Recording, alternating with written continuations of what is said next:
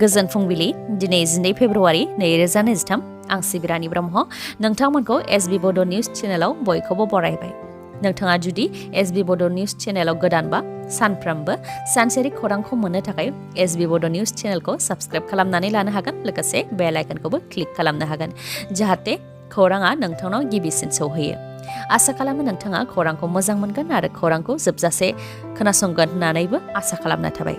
खौरांखौ जुदि मोजां मोनोबा लाइक कमेन्ट खालामनायजों लोगोसे शेयार खालामनानै हो। दानिया नोंथाङा खौरांखौ खोनासंलांदो। गसाइगावनि रायजो राजाफोरनि थाखाय मोनसे सांग्रांथि। सा 13निफ्राय 14सोनि आइजोफोरनि मोनसे गेंआ गसाइगाव सदर टाउनजों लोगोसे गुबुन गुबुन ओनसोलफोराव आयेन बेरेखायै रां खांगासिनो दङ। रां खांग्रा आइजोफोरा गावसोरखौ राजस्थाननि आरो गुजरातनि थागिबि होनानै सिनायथि होयो। गारि मथरफोरखौ लाखिनानै रां बियो आइजोफोरा। नाथाय आइजोफोरनि जेयाव जाहाथे रावबो नाङा बेनि थाखाय गसाइगावनि रायजो राजाफोरखौ सांग्रांथि होदों माखासे सांग्रां सुबुंफोरा।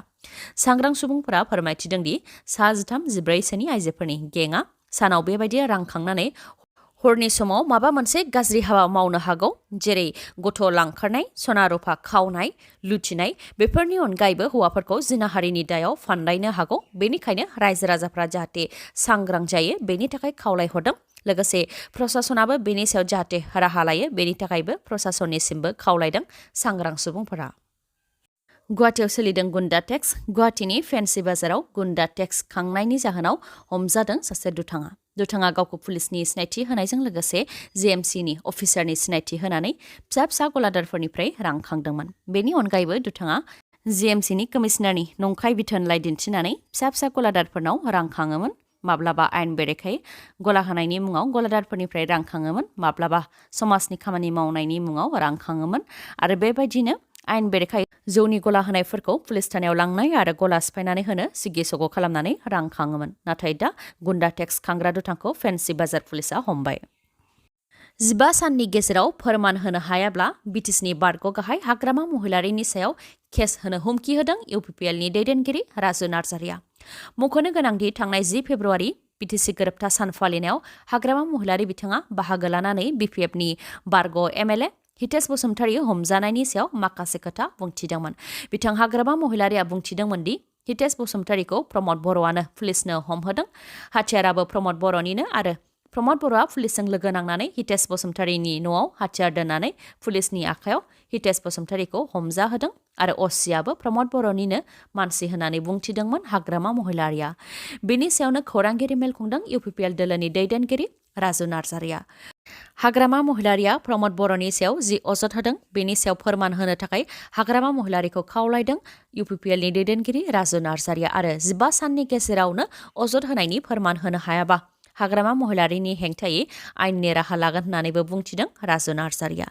बेनि अनगायैबो बिटिआरनि हाग्रा ओनसोलाव होस्रांनायनि सायावबो राजु नार्जारिया बुंथिदों दि हाग्रा ओनसोल आरो आबहावाखौ रैखाथि होनो थाखायनो होस्रांनाया जादों आरो आबहावा आरो हाग्रा ओनसोलनि रैखाथिनि थाखाय होस्रांनाया गोनांथि होननानैबो बुंथियो बिथाङा।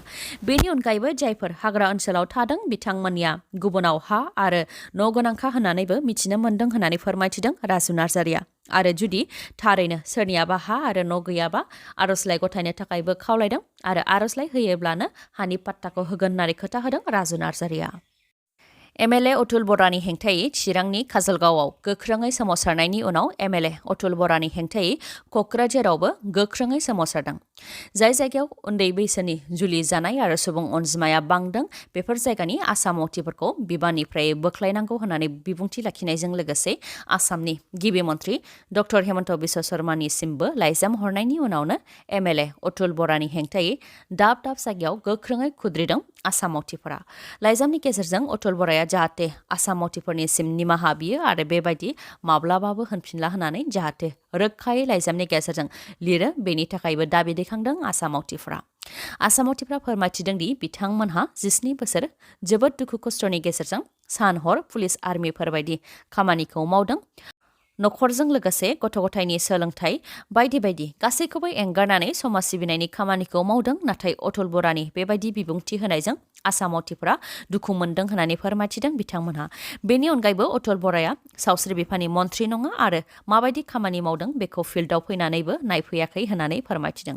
लोगोसे अतुल बराया गावनि बिबुंथिनि सायाव निमाहा बिफिनाबा 1 सप्ताहनि गेजेरावनो सेन्ट्रेल एसोसिएशनखौ लोगोआव लाफानानै एमएलए अतुल बरानि हेंथायै राहा लागोन होननानै बुंथिदों आसाम मावथिफोरा। से सप्तानि गेजेराव चिराङाव मोननै लुथिनाय जाथाय जादों। खौराङाव मोननाय बायदिब्ला चिरां जिल्लानि सामथाइबारि पेट्रल पाम्पनिफ्राय लुथिनानै लांदों नोगोद 3,50,000 रां। साननैसो सिगां चिरां जिल्लानि खुंग्रिं हाथाइनिफ्राय दुथांफोरा पिस्तल दिन्थिनानै फालांगिरिनिफ्राय नोगोद 2 लाख रां लुथिनानै लांनायनि अनगायैबो चिराङाव रां लुथिनाय जाथाय जादों। सामथाइबारि पेट्रल पाम्पनिफ्राय दुथांफोरा नोगोद 3,50,000 रां लुथिनानै लांदों, नाथाय रां लुथिग्रा दुथांखौ दासिमबो हमनो हानाय जायाखै। तुर्की आरो सिरियायाव गिख्रंथाव बांग्रिं मावनायजों थैनायनि सुबुं अनजिमाया बांनानै 26,000निबो गोबां जाबाय आरो दासिमबो नागिरनायनि खामानिया जागासिनो दङ। गेदेर गेदेर बिल्डिंफोर आरो रोजा रोजा बिल्डिंफोरा बायग्रेबनायनि थाखायनो बिल्डिं सिङाव फबसिन जानानै थानाय गोथां आरो गोथै सुबुंनि देहाखौ नागिरनाया दासिमबो जोबनानै थाङाखै। थांनाय 6 फेब्रुआरियावनो बांग्रिं मावनाय जाथाया जादोंमोन। गोबां सुबुंफोरानो बायग्रुबनाय बिल्डिंजों होसिनजानानै जिउ खोमादोंबाबो खायसेया थैयाखैमोन। नाथाय बिथांमोनखौ नागिरनानै मोननाया गोबाव जानायलाय खायफाया उखैनानै जिउ गोमाबाय, खायफाया गोजांनानै जिउ गोमाबाय आरो खायफाया सहायनो हायैनि थाखाय जिउ खोमानांबाय। जायनि थाखाय समा जेसेबांनो बांलांदों एसेबांनो जिउ थानाय सुबुंनि देहा मोननायनि अनजिमाया खम जालांदों। रिपर्टनि बायदिब्ला 80 घन्टानि उनाव भारतनि मानै सैमायाबो 6 बोसोर बैसोनि सासे उन्दै हिन्जावसाखौ रैखा खालामनो हादों। सैमानि मुङा रमिअ आरो जुलि। फोरमायथिनाय बायदिब्ला बबेयावबा जिउ गोनां सुबुं दं नामा बेखौ मोनदांनो हायो भारतनि सैमा मानैया। थिग बेबायदिनो सासे 6 बोसोर बैसोनि उन्दै हिन्जावसाखौ बिल्डिं बायग्रुबनायनि सिङाव होसिनजानायनिफ्राय रैखा खालामनो हादों भारतनि सैमा मानैया। मख'नो गोनांदि तुर्की आरो सिरियायाव गोख्रों बांग्रिं मावनायनि उनाव रैखाथिनि थाखाय भारतनि एनडीआरएफ हान्जायाबो थांदों, लोगोसे मुलि, जानाय लोंनाय आरो गोनां जानाय मुवा बेसादफोरखौबो मददनि थाखाय लांदों।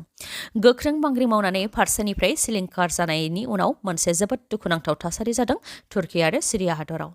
90निफ्राय 95 घन्टानि उनावबो माखासे सुबुंफोरजों लोगोसे उन्दै उन्दै गथ'साफोरखौबो बायग्रुबनाय बिल्डिं सिंनिफ्राय रैखा खालामनो हादों।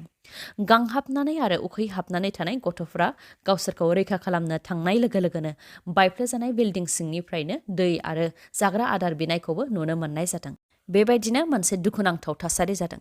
बेनि अनगायैबो तुर्कीनि गंसे हटेल बायनायनिफ्राय भारतनि सासे सुबुंनि गोथै देहाखौबो बोखांनो हाबाय। मुङा विजय कुमार।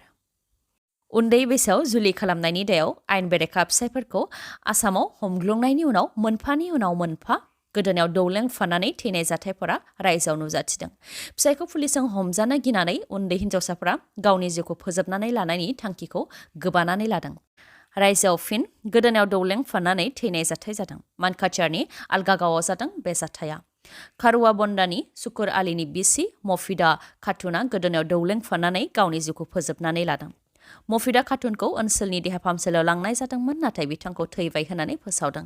फोरमायथिनाय बायदिब्ला थांनाय 1 बोसोर सिगांसो सुकुर आली आरो मफिदा खातुननि गोथार जुलिया जानानै थांदोंमोन, नाथाय 18 बोसोर बैसो जानायनि सिगांनो जुलि जानायलाय फिसायखौ पुलिसजों हमजानो गिनानै गावनि जिउखौ फोजोबनानै लादों मफिदा खातुना। जाथायनि सायाव दा मानकाचार पुलिसआ नायबिजिरनायनि हाबाखौ मावगासिनो दं होननानैबो मिथिनो मोननाय जादों। मख'नो गोनांदि रायजोआव दासिम 2789 आयेन बेरेखा फिसायफोरखौ हमनाय जाबाय होननानै फोरमायथिदों आसामनि गिबि मन्त्रि डक्टर हेमन्त बिश्व शर्माया। आरो बेनि अनगायैबो उन्दै बैसोआव जुलि जानायनि दायाव आयेन बेरेखा फिसायफोरखौ हमलांबाय थानाय हाबाया जागोन होननानैबो फोरमायथिदों बिथाङा। दिनैनि खौराङा एसेनोसै। गाबोन आरो गोदान खौरांजों लोगो मोनफिनबावगोन। नोंथाङा दासिमबो आंनि चेनेलखौ साबस्क्राइब खालामाखैबा अन्नानै साबस्क्राइब खालामदो, लोगोसे लाइक, कमेन्ट आरो शेयार खालामनो दाबाव। गोजोन्थों।